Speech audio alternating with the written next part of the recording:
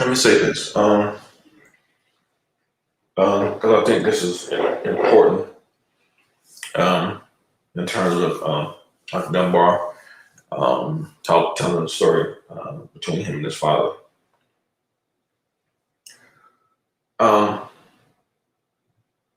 we have a big problem um, generationally, um, and what I mean by that, there is a consciousness, a level of consciousness that exists in the previous generations, um, um, in terms of especially baby boomer and between baby boomer and Generation X. And Generation X, especially, but millennial for sure, millennial as well. We're going to have to understand and really accept the fact that many of these people are not equipped to really advise you in the things in life that you really need advising on. And thank goodness that you live in a country where even if your parents come up short, and they're going to come up short in so many ways, but specifically speaking about financial literacy, the reality of the situation is that most of us cannot take money advice from our parents. We're just going to have to really, really accept that fact. Most of our parents' generation represent a generation that basically was about go over here, work a job, keep your mouth shut, don't rock the boat, and try to stay on that job as long as you can. Um, because in a lot of those people's mind, getting that job with white people was success. Which was kind of opposite of the silent generation because they did a lot of building, they did a lot of business formation, and so they rocked the boat in a wrong direction. So our generation and the future one, millennials, we have to right that ship again. This is why business is such a trendy thing and such a taboo thing at the same time in Black America because the integration generation spent so much time trying to go get that job with white people because to them that was the measurement of success. Um, this is a very powerful subject because at the end of the day, like you're going to need money to take care of yourself. And unfortunately, many of that generation is just ill-equipped to help you as it relates to money. Many of the people in that generation, especially the women, are leaning on their children for money in their old age. Um, Especially the single women who never got married, they're not really equipped to tell you about your money, man.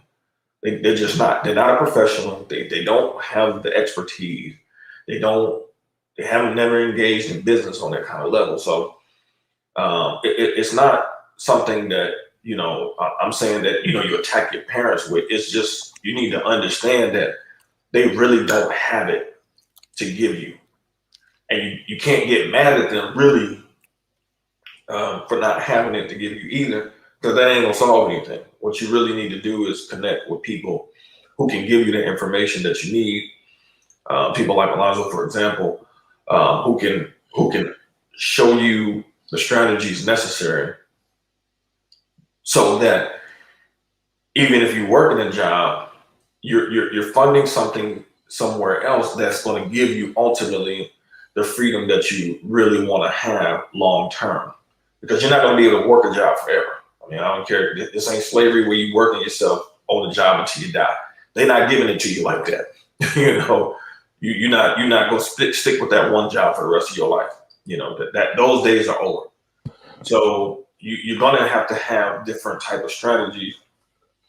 Life insurance being one of those things that Alonso talks about that can help you navigate the financial world because we talk a lot about social things and things like that. But at the end of the day, we're the financial capital of the world. Um, um, we're in a capitalist system. Like, you are going to have to get to the point where you understand that being knowledgeable and strategic in that particular realm in terms of finances is going to allow you to have a high level of quality life that you should be seeking. So just keep in mind that the people who went before you, and especially in terms of baby boomer generation, many of them are just not equipped. I mean, just look at all look at all the black politicians that we have out here, as far as like House of Representatives and things like that. Do they really come off like they really know anything about money? No, they don't. But their talking points is still stuck in the 1960s. And that's why they always talk racism, racism, racism, because they don't have anything else to give you but that. But you need more than that. You don't need to be traumatized all the time. You know what I'm saying? We get enough trauma. You know what I'm saying? We learn enough, as far as being in school, slavery, and all this other type stuff. But just look at how these people are just celebrating a holiday and things of that nature that really ain't really helping black people like that.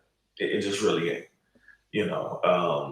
And so keep in mind that these people are just not really equipped to really help you in that particular endeavor, and that you're going to have to go out here and find that information, which is available in the system, but you have to just be willing to actually go and get the information so you can incorporate it in your life so you can have actually a better life.